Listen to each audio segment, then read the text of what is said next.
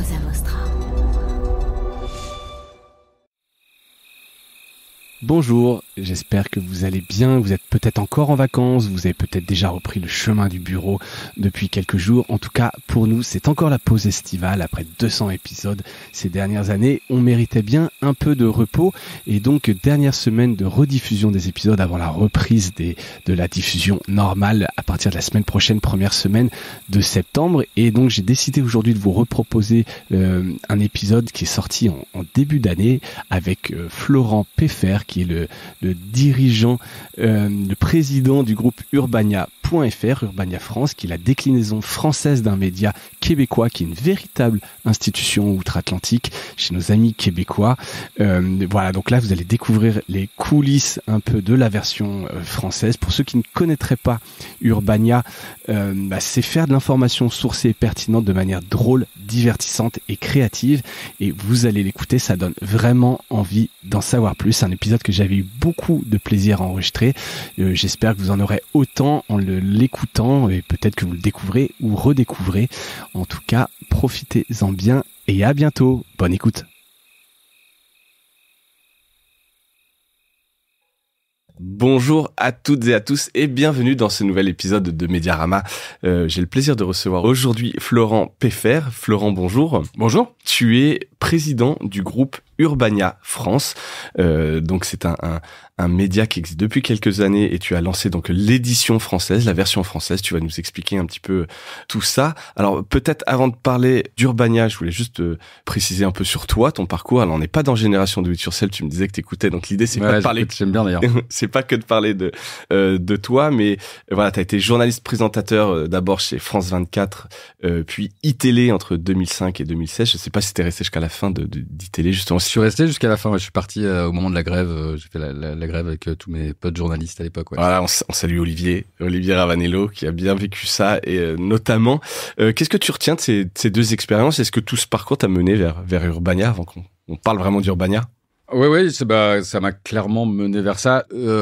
Bon, déjà, il y a un truc, c'est que on l'oublie un peu maintenant avec toutes ces polémiques autour des chaînes info, mais je pense que ça fait partie des meilleurs journalistes que j'ai pu rencontrer dans ma carrière. En tout cas, une grosse partie de ces journalistes, notamment en tout cas à iTélé et à France 24 d'ailleurs. Ouais. Donc déjà, rien que là-dessus, sur l'expérience éditoriale, journalistique, j'ai appris énormément. Et puis le direct, qui est vraiment quelque chose qui m'a marqué, qui me marque encore et qui est encore très présent dans ce qu'on fait aujourd'hui. Ouais. Et puis, je pense que surtout là, ce qui rejoint Urbania, c'est l'adrénaline, on va dire. C'est que ce truc de 5, 4, 3, 2, 1, 0 et on n'a plus de filet et on y va, bah, ça ressemble un peu à l'aventure entrepreneuriale finalement, quoi. C'est-à-dire on fait ce choix de prendre ces risques et de pas passer forcément par la solution la plus simple, mais en même temps, c'est plus d'émotions, plus de rencontres, plus de moments assez inoubliables et voilà, je pense que j'ai vraiment gardé ça en tout cas du direct. J'ai appris j'ai pris le goût du risque, quoi. Ouais, le saut dans le grand bain ou s'enfiler quelque part une fois que t'es parti. L'entrepreneuriat, c'est vrai que c'est ça parfois. Ouais, c'est ça, ouais. En permanence, ça ne s'arrête jamais et c'est un peu sur le long terme. C'est ça. Et donc Urbania, je l'ai pas présenté. Alors c'est assez. Je sais pas si toi t'as une manière très simple de le présenter. Je lisais le manifeste qui est, comme on le disait en préparant là un peu l'épisode, est assez cool. Je le lis quand même parce que vous pouvez aller, donc c'est urbania.fr si ça vous intéresse de regarder ça en parallèle. Donc la mission que vous vous êtes donnée, c'est d'être d'audacieux anthropologues de la culture populaire et de la société. Vous êtes une tribune, un porte-voix pour des points de vue singuliers, des témoignages troublants qui déboulonnent les préjugés, des idées à tester, des coups de gueule qui provoquent des réactions et renversent les perceptions. Et c'est aussi une grosse dose de divertissement, presque toujours intelligent. C'est ça envoie en promesse. Ouais, ça envoie. Bah, Urbania, pour faire simple, déjà c'est un média qu'on aime bien qualifier en tout cas en France, de drôlement intelligent. Et on fait dans tous les sens du terme. On a fait un pari qui est pas facile à tenir, mais je pense qui commence à être vraiment gagnant, c'est de se dire que on peut raconter l'information avec vraiment des sources journalistiques, un vrai travail journalistique de qualité, avec des gens très professionnels, et en même temps faire rire les gens. Et en même temps, dédramatiser certains enjeux. Prendre des sujets très sérieux à la légère et prendre des sujets légers de manière très sérieuse.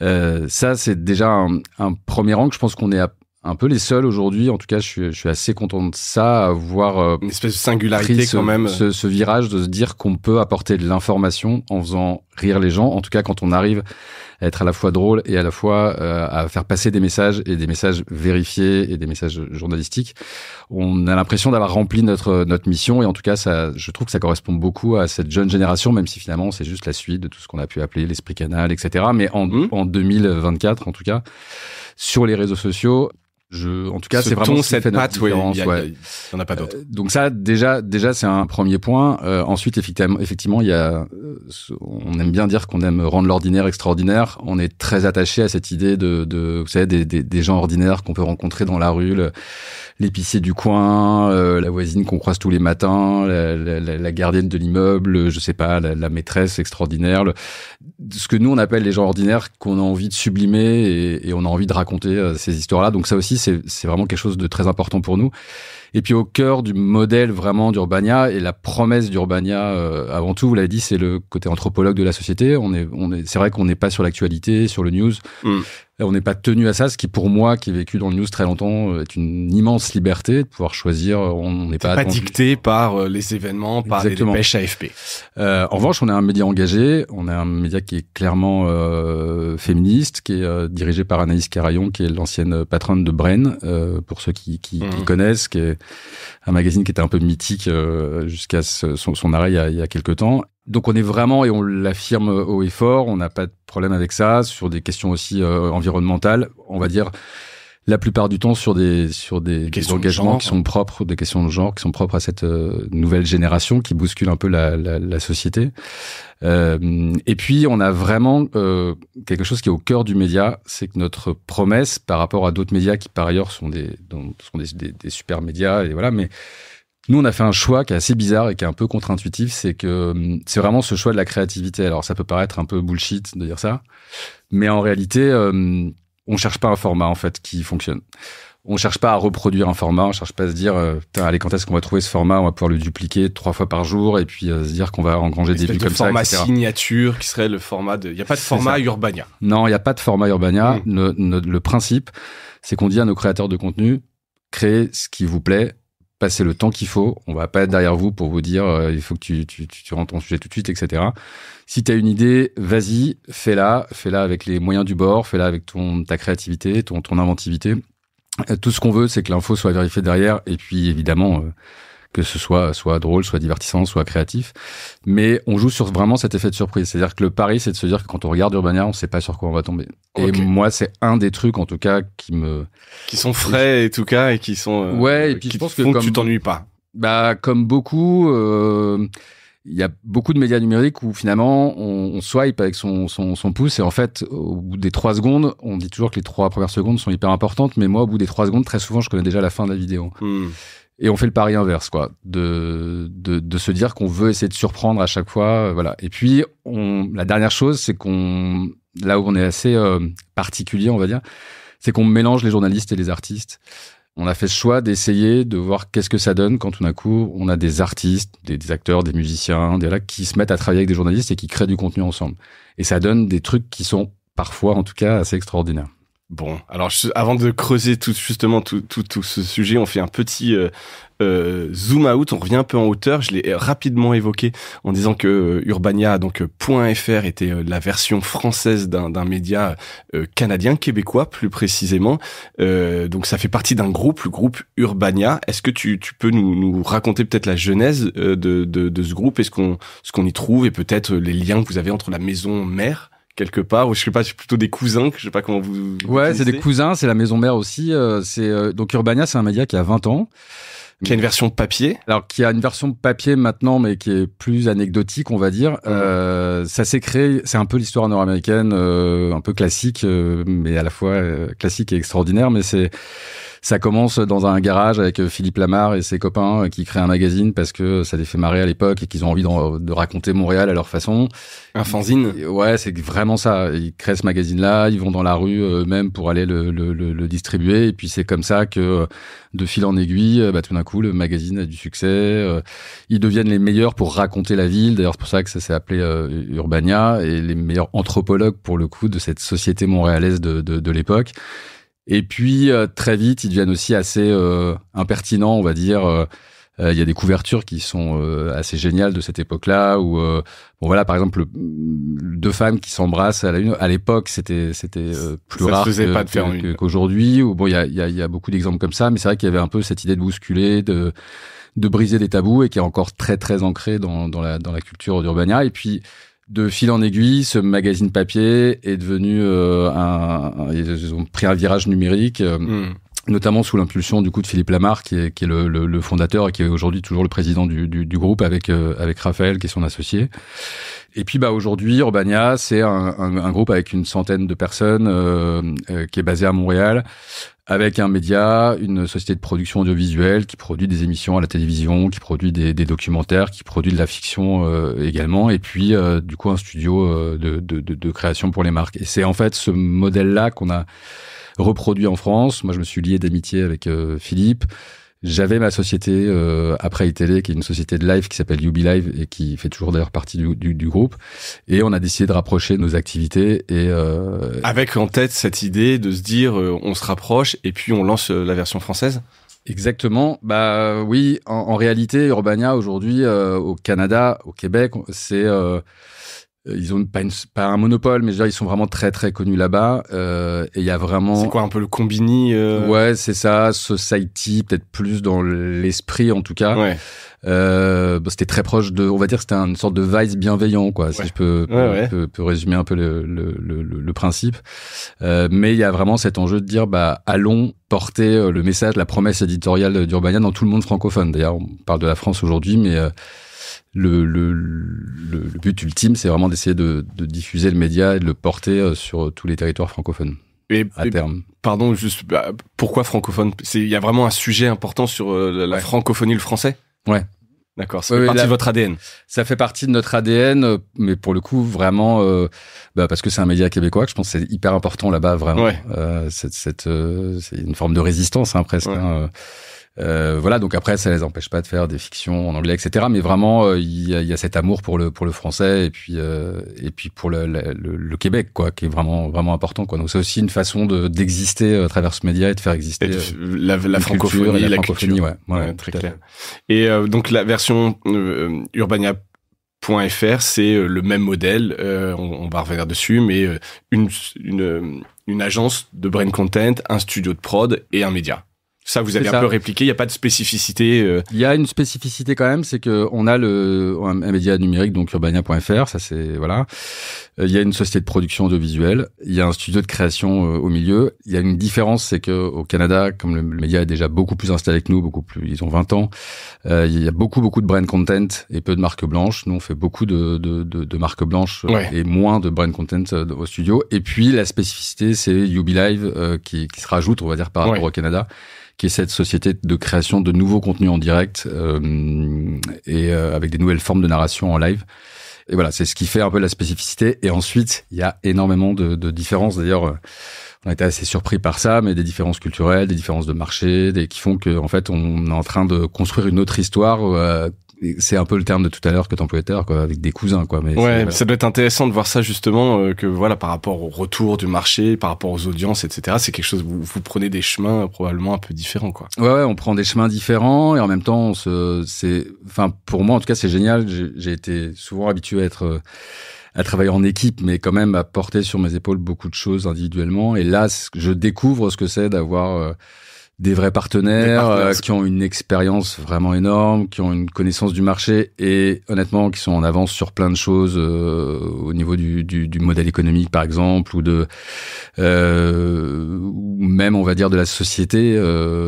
Voilà, c'est assez marrant de voir les différences culturelles, des choses qui pour nous paraissent très woke en France et qui pour les Québécois sont juste dans la norme, quoi. Ouais, ça doit être intéressant. Et donc c'est assez marrant. T'as une espèce de laboratoire, toi, que tu peux voir un peu ce que tu peux devenir dans quelques années. Ouais, c'est ça, on prend beaucoup de choses de là-bas, mais après, l'idée de Philippe, c'est aussi de se dire que lui, je pense qu'il espère beaucoup aussi que la France apporte des choses énormément au Québec très vite pour faire en sorte, pour leur permettre de se renouveler en permanence et d'aller encore plus loin, quoi. Donc voilà, on est vraiment dans un échange là hier encore sur Slack, je voyais.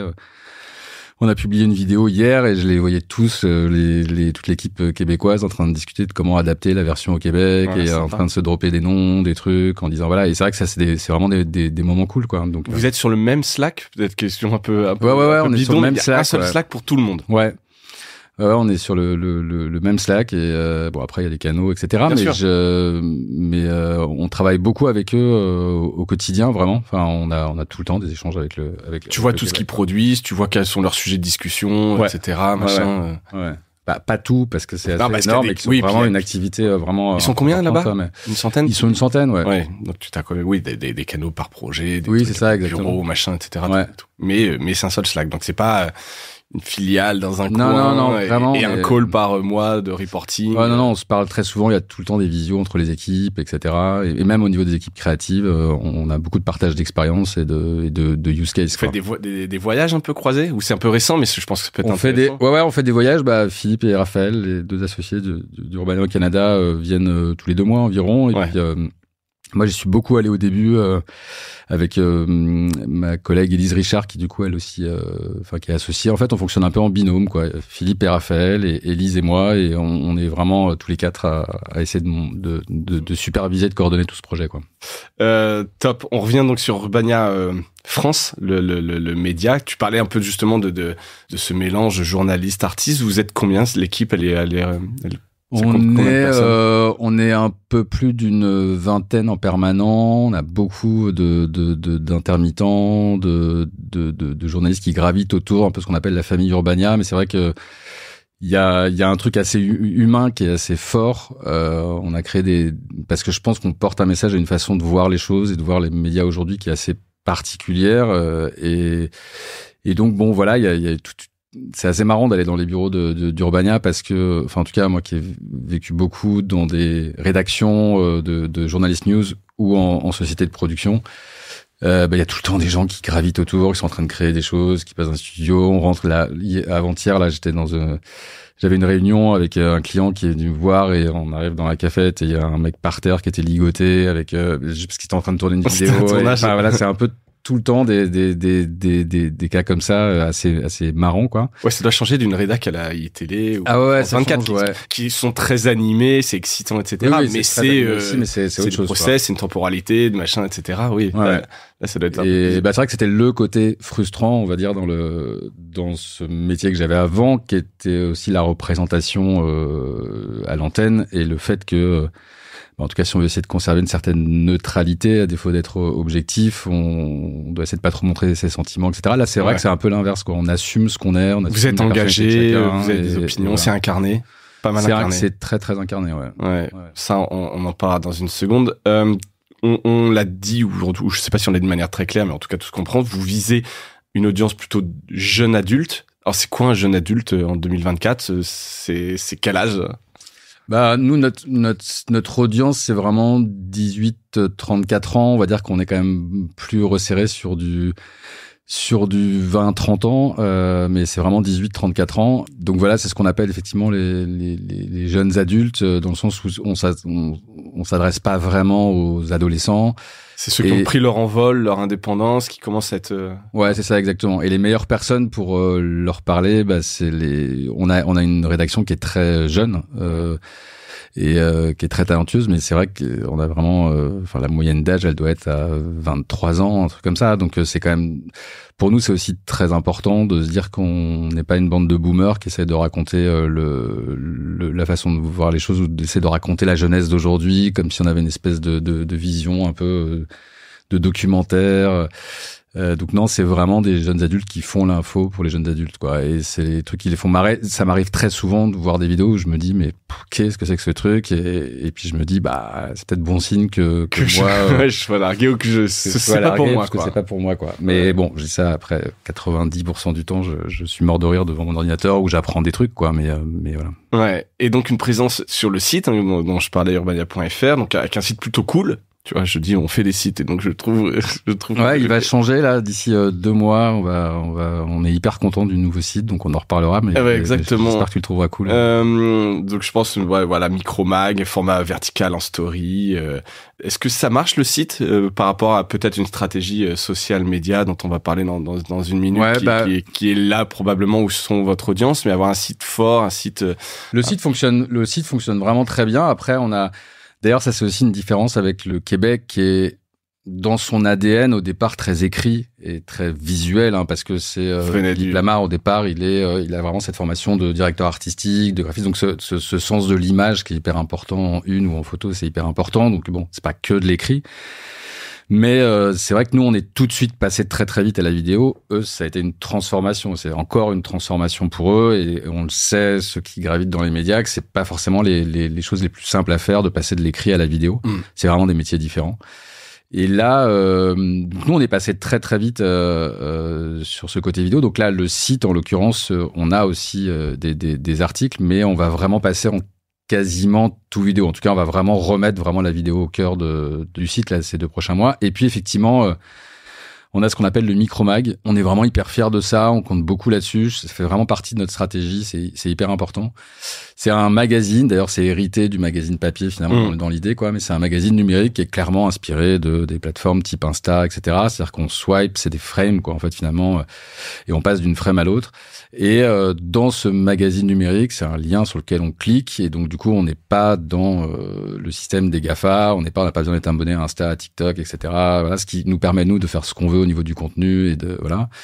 Et il y a une couverture animée. Et puis ensuite, on a de la vidéo, du texte, du motion, des sondages, on peut scroller des articles, voilà. Donc, c'est vraiment une expérience magazine, mais adaptée totalement au smartphone. Et là où c'est évidemment hyper important pour nous, c'est que, du coup, on maîtrise toutes les datas, tous les KPIs, on n'est pas dépendant des algorithmes. On peut voir combien de temps les gens restent sur le micro-mag.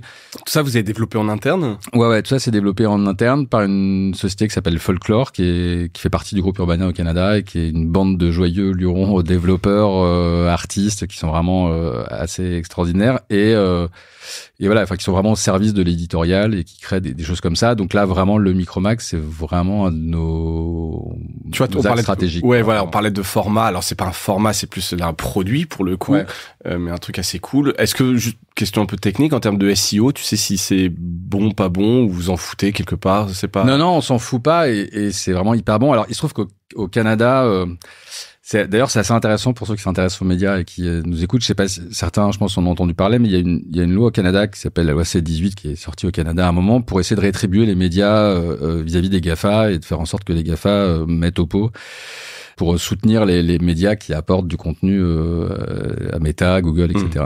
Et il se trouve que Meta a dit allez vous faire foutre. Du coup, dans le monde entier, ils ont dit ça. Ouais. Voilà, sauf qu'au Canada, en fait, ils ont coupé tous les réseaux. C'est-à-dire qu'Urbania s'est retrouvé, mais comme tous les médias québécois, sans trafic. Ouais. Donc vraiment, on ne peut pas voir au Canada depuis quelques mois là le contenu d'Urbania au Canada, sauf quand le contenu est sponsorisé. D'accord, mais pardon, je peux quand même toujours être fan de la page et aller sur la page en tapant Urbania, etc. Oui, ça, sauf que ça ne sort plus dans les réseaux de Meta, etc. Ouais. Ça ne sort plus. Possible, quoi. Ouais. Ça sort plus. Et donc c'est vraiment un bras de fer qui se joue en ce moment, mais qui est hyper important pour nous aussi, parce que derrière ça, c'est tout ce débat des GAFA versus pourquoi on fait de l'info, est-ce qu'on va juste chercher du clic ou est-ce qu'on essaie de faire des trucs un peu plus intelligents, etc. Et du coup, ça a accéléré ce que Philippe avait déjà mis en place sur le micro-mag, où il s'est dit, mais en fait, il faut qu'on accélère ce truc-là de micro-mag. Et du coup, maintenant, au Canada, ils sortent un hebdo, vraiment, et toute la stratégie est basée là-dessus, sur ce micro-mag, avec des abonnés en propre. Du coup, la croissance est très importante. L'expérience utilisateur est vraiment chouette. Et en plus, comme c'est notre outil qu'on développe, on l'améliore chaque mois, chaque semaine. Et donc, du coup, c'est vrai qu'on essaye d'aller de plus en plus vers ça, mais finalement, c'est le cas de tous les médias, quoi. C'est le Graal, on va dire, c'est de se dire que, en fait, on a notre communauté, on a notre audience. Votre écosystème, votre outil, votre audience. Exactement. On l'aura jamais totalement, mais c'est vrai qu'on voit plutôt à terme, mais on voit plutôt les réseaux sociaux comme une espèce de tremplin vers le micro-mag qui va vraiment être au cœur de notre activité. Ok. Et donc, on a parlé d'articles écrits plutôt historiquement, vidéos qui prennent de plus en plus de place, notamment sur le futur système. Est-ce qu'il y a d'autres formats sur lesquels vous vous penchez ? Ouais, il y a d'autres formats. Bon, déjà, on fait un peu de podcast, beaucoup moins que vous, mais on a lancé notre premier podcast là, dont on est hyper fiers, qui s'appelle Chagrin d'amour, qui a été écrit, réalisé par Olympe, qui est vraiment une fille super talentueuse. Là, je suis content parce qu'on a eu des très bonnes critiques sur ce podcast qui a aussi été porté par Anaïs Carayon à la rédaction. Donc ça, c'est la partie podcast, mais disons que c'est pas notre priorité aujourd'hui, mais on va dire qu'on fonctionne plus par coup de cœur, par... Oui, ce que tu avais l'air de dire, c'est plus l'idée, le contenu que le contenant qui compte. Pas de limite là-dessus. Aucune limite, ouais. Mais ça, je pense, c'est un truc qui nous rapproche avec Philippe, c'est qu'on a à peu près aucune limite tous les deux. Et donc, du coup, c'est de temps en temps un peu dangereux, mais on peut venir vous voir en disant j'ai une idée, c'est un peu farfelu. Society fonctionne aussi un peu comme ça. Ouais, c'est ça. Mais d'ailleurs, on se sent assez proche d'eux sur pas mal d'aspects, quoi. Sinon, nous, on est vraiment très tourné vers le numérique, mais oui, il y a un côté comme ça. Donc un peu de podcast, pardon, je reviens. Oui, pardon. Et le grand chantier à venir pour nous aussi, c'est le live. On a de la chance d'avoir du coup cette société Yubi Live qui fait qu'on fait partie des premiers à s'être mis sur le live. On a fait avec Yubi Live il y a 3 ans maintenant, enfin au moment de l'élection présidentielle, un film tourné entièrement en direct qui s'appelle Jour de gloire, qui est un film avec Félix Moati et qui est un vrai film de cinéma qui a été tourné le soir de la présidentielle au second tour entre 19h et 20h05. Donc ça, c'est une vraie histoire avec des acteurs. Mais j'en avais entendu parler où on les voit dans les manifestations, etc. Alors, ils étaient pas dans les manifs, ils étaient dans un petit village, etc. Mais vraiment, tout le principe, c'était que ils se retrouvaient à la fin sur le canapé à 20h, ils découvraient en même temps que tout le monde les résultats de l'élection. En fonction de ces résultats, il y a plein de choses qui changeaient. Ils écoutent la radio dans la voiture, ils réagissent à ce qui est dit sur France Info, etc., etc. Ils voient BFM dans le café, etc. Mais autour de ça, il y a une histoire. Et c'était vraiment c'est un plan séquence d'1h05. Et vraiment, enfin, c'est quelque chose qui résume pour moi assez bien Yubi Live, quoi. C'est que de la même façon qu'Urbania, on cherche à créer des nouvelles formes de narration en direct. Donc, évidemment, pour faire court, mais évidemment, Urbania aujourd'hui, avec toute la créativité, tous les talents qu'on a, et on a vraiment des gens extraordinaires, vraiment autour de nous, là, et le live, on se dit qu'il y a vraiment un truc à faire, et dans notre expérience aussi de la narration en direct, qu'est-ce qu'on raconte? Évidemment, moi j'ai toute cette expérience aussi de chaîne info, mais l'idée c'est de détourner ces process et cette façon de faire pour en faire du live magazine, on va dire. D'accord. Et concrètement, là, ça se traduit par quoi? Vous avez sorti des choses live? Tu l'imagines comment, ce live? Sur le site, sur des réseaux? Il y a des choses en préparation? Oui, évidemment, on regarde beaucoup ce qui se passe sur Twitch. Après, Twitch, c'est pas simple parce que on débarque pas comme ça sur Twitch. Il y a un peu un côté, en tout cas, je pense qu'il faut pas le prendre à la légère. C'est mais on regarde ça avec beaucoup d'attention. On se demande encore un peu comment aborder ces choses-là. Et puis dans l'activité prod audiovisuelle. Ouais. Ce qui fait notre spécificité au-delà des séries qu'on propose ou des documentaires, c'est que je pense qu'on est à peu près les seuls aujourd'hui à proposer des nouvelles expériences live pour Arte, pour France Télé, etc. Avec des je peux pas. C'est des projets qui sont en cours d'étude ou en développement, mais en tout cas, il y a vraiment des expériences en direct audiovisuelles assez ambitieuses, ouais. Bon, à suivre. Donc ça, on en verra un peu plus dans les semaines, mois à venir. Mais voilà, l'idée étant de faire aussi découvrir Urbania. Les gens pourront peut-être s'abonner à la newsletter et puis suivre un peu tous les projets. Parlons un peu, si tu veux, alors je mettais YouTube et les réseaux sociaux. Tu me disais, non, YouTube, c'est pas forcément là où est notre stratégie primaire. C'est quoi votre stratégie sur les réseaux sociaux? Déjà, on est allé chercher notre audience là où elle se trouvait. Et donc, le jeune adulte aujourd'hui, il est quand même beaucoup sur TikTok et sur Instagram. C'est vrai que TikTok, il y a encore 2-3 ans, on se disait c'est vraiment les ados, etc. Maintenant, l'audience a clairement vieilli, quoi. Ouais. C'est plus la petite fille qui danse de 11 ans, quoi. Ouais, c'est ça. Et donc, il y a vraiment des choses très, très chouettes sur TikTok. Notamment grâce à ce qu'on appelle nos deux Mathieu, parce que ils s'appellent tous les deux Mathieu, mais qui sont des incarnations assez fortes et qui ont des idées assez géniales. On est monté très très vite sur TikTok. Enfin, on est passé à 350 000 abonnés, mais vraiment de manière assez fulgurante. Donc c'est quand même vraiment ça le réseau social le plus fort pour nous. On a Insta qui évidemment est aussi très important, où là on est en train de monter de plus en plus, donc on se reconcentre maintenant beaucoup sur Insta. Et puis YouTube, c'est juste qu'à un moment on essaie de pas trop se disperser non plus, mais YouTube évidemment c'est ultra stratégique pour nous. On avance beaucoup en ce moment avec des shorts notamment. Voilà. Mais YouTube, pour être bon, un peu. Ouais, c'est ça. Mais YouTube, pour être bon, faut aussi vraiment aborder le format long d'une manière assez pro et assez voilà. Et le format long, bah forcément, c'est plus de temps, soit parce que c'est de l'enquête, du reportage, etc. Mais on va bientôt lancer des grands entretiens, etc. Donc c'est vraiment un truc sur lequel on travaille. Un axe ouais. fort. T'as quelques objectifs? Vous mettez des objectifs de reach, de vues sur les réseaux ou vous y allez et puis on verra? Ouais, bah là on est pas loin, je crois, des 100 millions de vues. On veut vraiment, on doit accumuler à peu près, je crois, 560 000 abonnés. Là, notre prochain objectif, c'est d'arriver aux 1 million d'abonnés.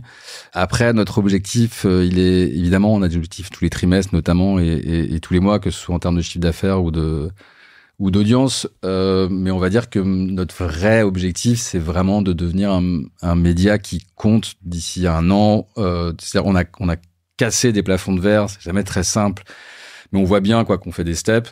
Et on aimerait bien tous que d'ici 1 an, vraiment tout le monde sache, même sans les regarder, mais tout le monde, quand on dit Urbania, sache de quoi on parle. Ouais, c'est ça. Donc déjà, ça, je pense qu'on a encore un objectif de notoriété. Et avant, on va dire, d'affiner la promesse et la suite, quoi. Ouais, de la notoriété. Ce qu'il faut là, c'est de la notoriété. Ouais, je pense, pour l'instant, en tout cas, c'est la priorité. Ouais. Bon, évidemment, toujours sur des sujets intéressants, parce que si on a de la notoriété sur... Ouais, tu peux faire de la merde. C'est ça, sur de la merde. Voilà, mais et tout le monde parle de toi, mais c'est pas forcément... Les cousins outre-Atlantique seront pas forcément ravis de ce que vous faites avec la marque. Et donc sur TikTok, pas de monétisation. Là, pour le coup, c'est pure notoriété. Et avec tu sens des renvois vers le site, c'est des gens que tu arrives à capter par ailleurs en te disant où c'est pure notoriété.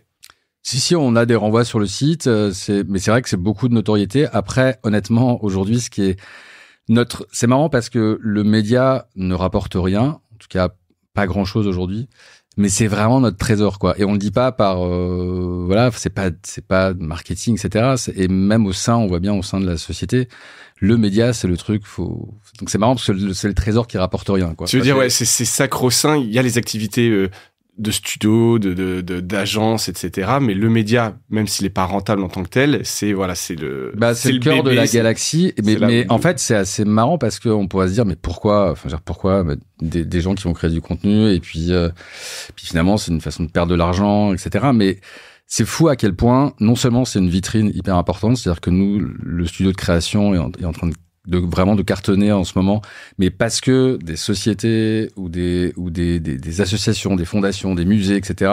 voient ce qu'on fait, ils se disent mais en fait ils sont fous. Enfin, ils ont 15 000 idées à la seconde, etc. Et effectivement, quand ils viennent nous voir, on a 15 000 idées à la seconde. Et ils le voient visuellement. C'est ça, ils le voient visuellement.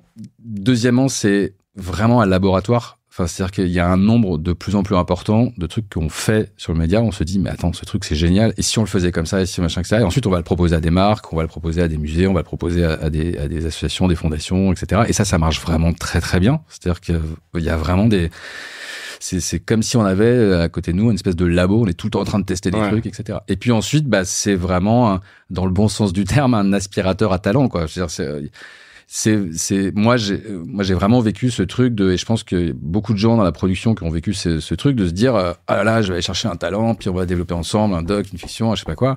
C'est super, sauf que en réalité, entre ce moment-là et le moment où le truc est dans le meilleur des cas à l'antenne, il y en a pour 2 ans ou 3 ans, quoi. Ouais. Donc très souvent, en fait, ces histoires-là, elles se terminent par on prend une bière, on prend machin, on se fait une réunion, on se fait 2 réunions, puis à un moment on fait un petit dossier, puis ça passe pas, on donne une petite nouvelle, puis c'est terminé, quoi. Donc ça sert pas à grand chose. Ou alors ça sert à quelque chose une fois sur 100, quoi. Ouais. Là, ce qui est génial dans cette histoire d'Urbania, c'est que les gens viennent nous voir, ils ont des idées dans le truc, on leur dit, mais vas-y, essayons, quoi. Faisons. Et c'est pas essayons sur un pilote, je sais pas quoi, c'est essayons, on le met sur les réseaux, on voit comment ça fonctionne, etc. Puis ensuite, on continue de discuter, et voilà. Et ça nous permet aussi de créer des relations avec des gens qui voient chez nous une espèce d'espace de liberté.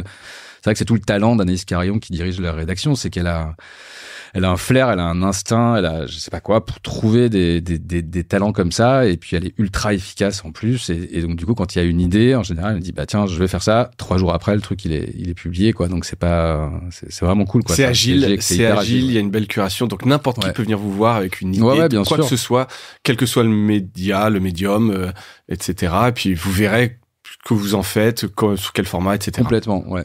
c'est bien un petit appel, hein, si les gens ont des idées de quoi que ce soit. N'hésitez pas vraiment, ouais. Tant que ça s'adresse plutôt quand même à l'audience. Oui, c'est ça. Et puis ensuite, le média peut amener à l'audiovisuel, au documentaire, à la production audiovisuelle, ou même à la collaboration avec les marques, si certains talents souhaitent le faire aussi. Voilà. Ouais, carrément. L'activité de maison de production, on en a parlé, donc plus classique. Quel type de vidéos vous produisez? C'est vous regardez ce qui marche et vous faites ça? T'as des beaux exemples de... Ouais, on a... Alors, la société française étant assez jeune encore, et le temps de développement fait qu'on n'a pas un catalogue aujourd'hui en France de 40 documentaires, etc. Mais il y a déjà quelques beaux succès. Je pense notamment il y a Fragment, qui est un des gros succès sur Arte numérique, qui je crois fait partie des vidéos les plus vues sur Arte numérique. Ce sont des témoignages hyper fort, hyper intense. On a beaucoup de projets hyper ambitieux en développement, et les histoires qu'on raconte, elles sont très similaires finalement à notre ligne de rendre l'ordinaire extraordinaire, quoi. C'est-à-dire qu'on essaie d'être un peu des anthropologues de la société, et du coup de raconter la société dans laquelle on vit. Et on a, nous, une grosse croyance, et j'espère qu'on va y arriver. Mais moi qui viens de l'audiovisuel et qui suis vraiment télé natif, quoi, je vois bien à quel point ce qu'on arrive à faire sur le numérique casse des codes et en même temps permet, on dit toujours qu'on réinvente rien, et c'est vrai, on réinvente rien, mais là tout d'un coup le fait de pas avoir de code, ça permet quand même d'élargir les limites de la créativité. Et ce qu'on cherche vraiment à faire, c'est dire mais qu'est-ce qui se passerait si je sais pas, si Mathieu Becbédé, que certains connaissent peut-être, qui fait le professeur à peu près, qui est un de nos gros succès, ou le Francis Récap là sur Urbania, si on arrivait à faire en sorte que cette façon de raconter des histoires, cette impertinence aussi, mais aussi ce talent journalistique, on le mélange, on le mixe avec du code documentaire classique. Et qu'est-ce que ça donne, ça? Qu'est-ce que ça donne vraiment? Et est-ce que c'est pas ça, en fait, la bonne façon aujourd'hui de toucher les jeunes adultes sur du format documentaire ou du format série, quoi. On travaille vraiment beaucoup là-dessus en ce moment. Ouais, vous êtes assez fou pour le tenter, ce genre de choses. Oui, ça nous fait, ça nous fait marrer, en tout cas, ouais. Et petite question que je t'ai pas posée, alors peut-être j'ai une réponse pour toi, mais je vais te laisser faire. Comment est-ce que vous êtes sûr, de ce que vous allez faire,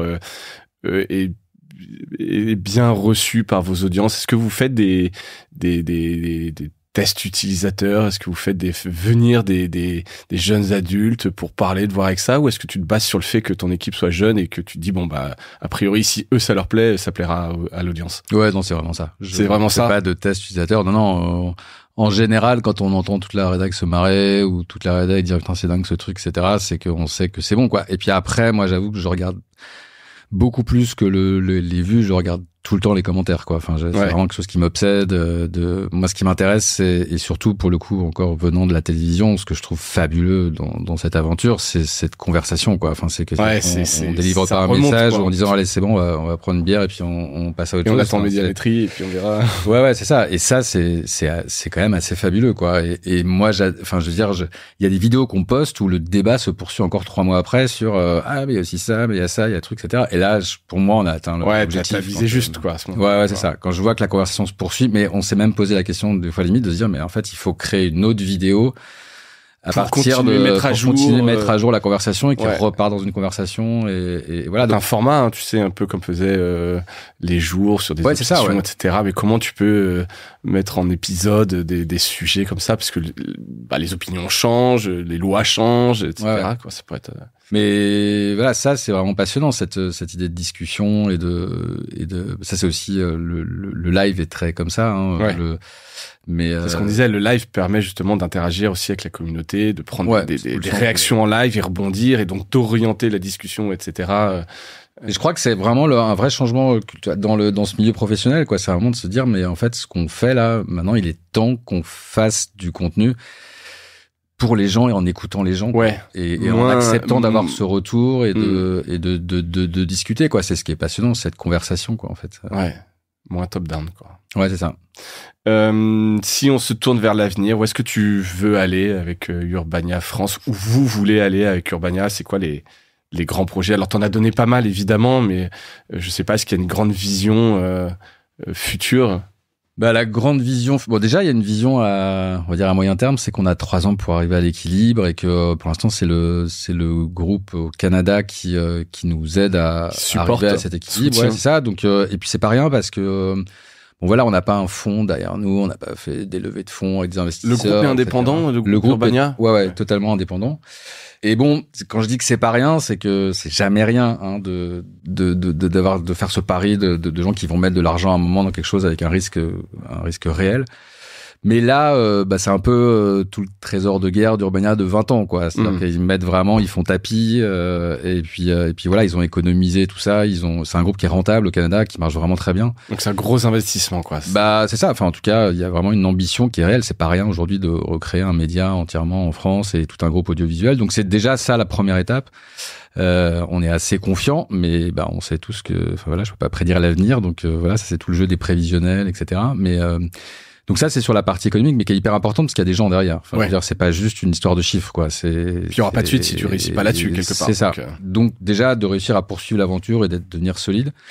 Et puis, ça rejoint ce que je disais tout à l'heure, mais moi, je crois vraiment, j'en discutais avec une copine hier qui est dans le milieu des médias, etc. C'est assez marrant, mais je pense que toi, c'est la même chose. On est vraiment, ça y est, dans la génération où pour moi, c'est à notre tour, quoi. Je veux dire, d'être aux commandes, pas dans le mauvais sens du terme, dans le sens, ça y est, on prend les commandes, mais c'est à nous, là, de décrire l'histoire. On a encore, je sais pas, 15 ans, 20 ans devant nous. On n'est plus des piou-piou, mais ouais, voilà, c'est prendre des décisions. Moi, j'ai passé et beaucoup de temps à essayer de comprendre comment être le meilleur dans un écosystème où il y a des gens qui avaient décidé ce qu'il fallait faire, etc. Là, maintenant, c'est à nous de le décider. Et du coup, vraiment, Urbania, moi, je crois beaucoup qu'on arrive au bon moment, que cette histoire de créativité est clé et que si c'est pas du bullshit, c'est vraiment clé.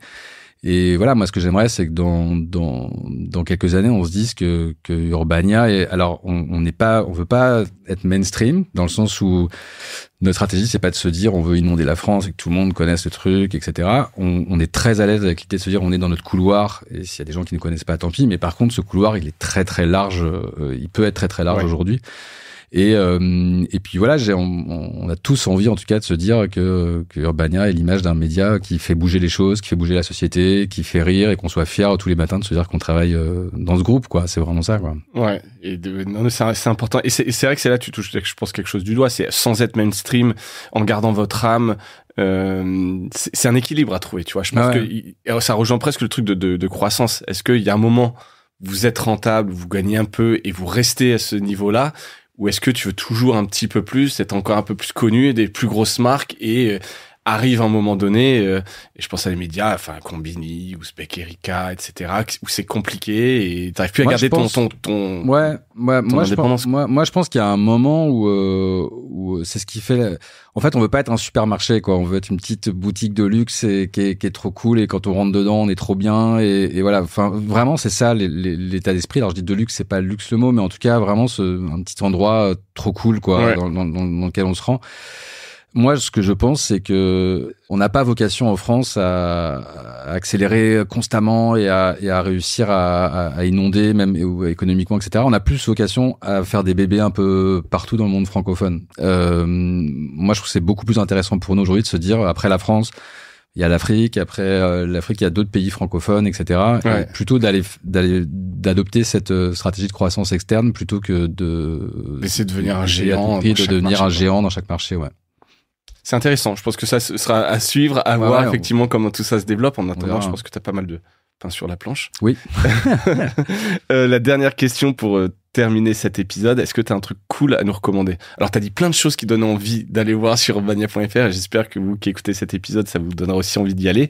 Mais est-ce que par ailleurs, tu as un truc cool que tu as vu, lu, entendu Ouais, d'ailleurs, je parle pas d'Urbania, mais quand même, juste parce que c'est un truc qui vient d'être posté hier, mais je trouve qu'il représente bien ce qu'on fait. Allez voir les vidéos de Louisa Donna sur Urbania, c'est assez marrant de voir comment on peut raconter l'actualité en chantant. Voilà, je referme cette parenthèse, mais quand même, ça fait partie des trucs, quoi. Des trucs cool aujourd'hui, il y en a pas mal. Moi, c'est peut-être un peu surprenant parce que c'est pas forcément ultra original ou quoi. Mais moi, j'ai vraiment adoré la série Raël, qui est série documentaire qu'on peut voir sur Netflix. Et je trouve que c'est à la fois, enfin, je vous conseille vraiment d'aller la regarder parce que je trouve que ça raconte quand même beaucoup quel est le nouveau storytelling du documentaire aujourd'hui, du documentaire français sur une plateforme américaine.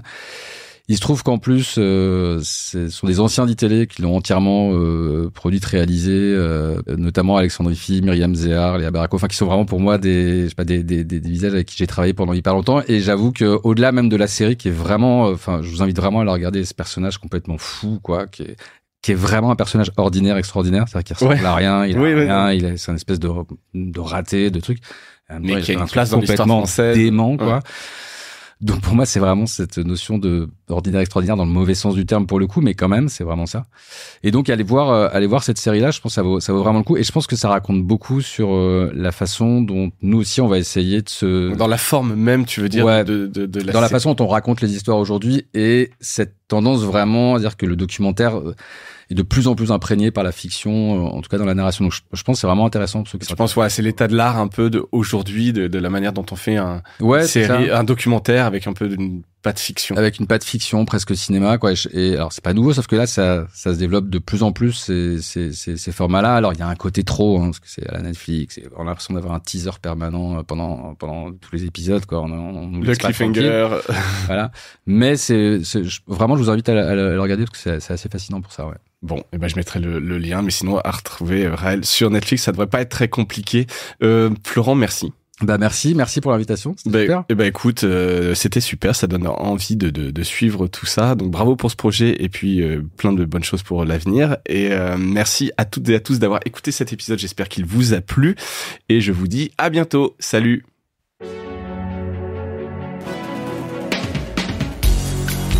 Voilà, Mediarama s'achève. Si cet épisode vous a plu, n'hésitez pas à le liker et le partager.